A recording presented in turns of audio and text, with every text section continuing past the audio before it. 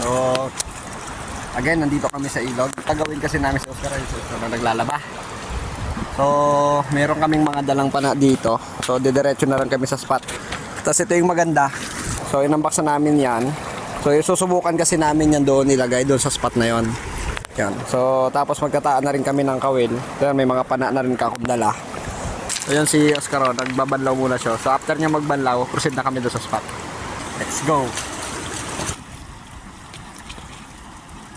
Habang hinihintay si Oscar.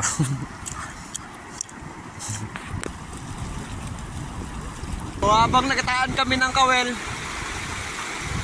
ulan. Umulan. So, oo. Ano mo, naabot kami, guys. So, nagtaan naman kami doon, tapos doon sa taas. So, yung mga pain namin ito, pupunta kami doon sa isang ano doon, oh. Nanghuli lang kami doon. Yung mga yung pain namin. Tapos maglalagay doon. Goods naman. Kaya lang medyo naabot kami ng ulan.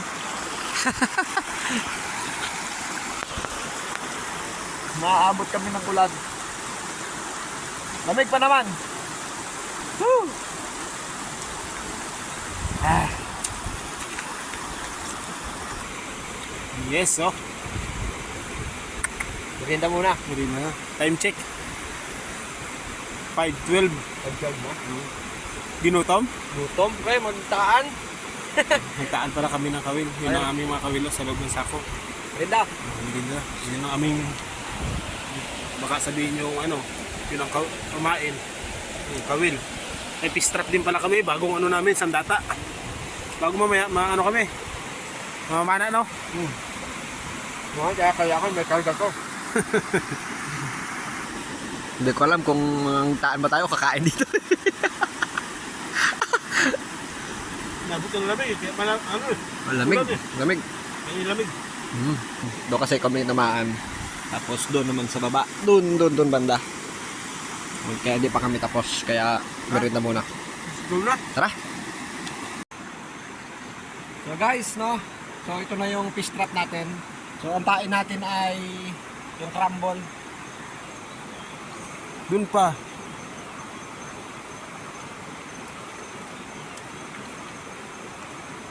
Doon pa sa malalim.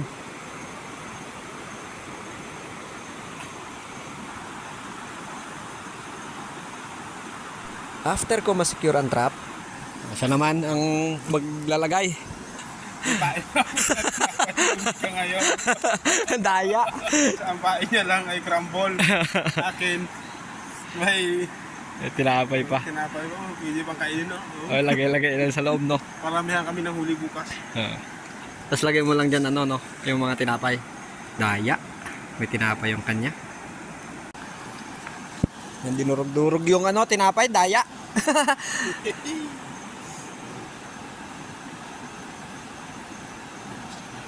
So itataan naman niya doon sa may baba. Daya, may mga dagdag na pain. Yun lang naman ito. First time natin magtaan ngayon. So first time kasi namin magtaan ngayon. Yung fish trap. So para bukas may pang puds. Yan. Yan, tataan niya na yung fish trap niya. Yan siya. So bukas kasi ano namin yan, babalikan namin yan bukas ng umaga. Subukan lang natin. Yan, dinaan niya na. So ganito kami mag-setup ng labay na tinatawag. So ito yung mga pamain. Mga 12 pieces ang kailangan. Isa-isa. After na nilagyan ng mga pamain, yung bawat kawil. So oras naman ito para i-setup doon banda. So doon kasi namin banda yon. So kung mapapansin nyo, yan o. Tingnan mo. So ilahin nyo yung kabila. Ang pondo nito doon banda. So kung mapapansin nyo, yan o. Hinihila niyan papunta doon sa may bandang malalim. Ganito ang setup namin. Sige pa, pre. Sige pa. Dito. Dito na. Sa ating banda. Dito. Ano? Sa ating banda setup. Ito na. So dyan namin banda ay ilalagay yung pinakang pondo. So lalagyan niya ng maraming bato or ng malalaking bato. Diba pre? Huli pa. Yan, pag malalaking bato kasi, hindi madala.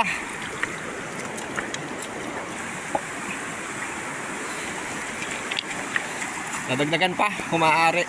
Mas maganda kasi mas marami. Halimbawa may malaking huli, hindi niya madadala basta-basta. Okay? So yun lang. Bukas natin babalikan yan, pre. Okay, let's go. So tapos na kami magtaan ng mga kawel. So it's time to go home na kasi anong oras na. Maraming salamat. Bukas na, kita-kita tayo. Bye.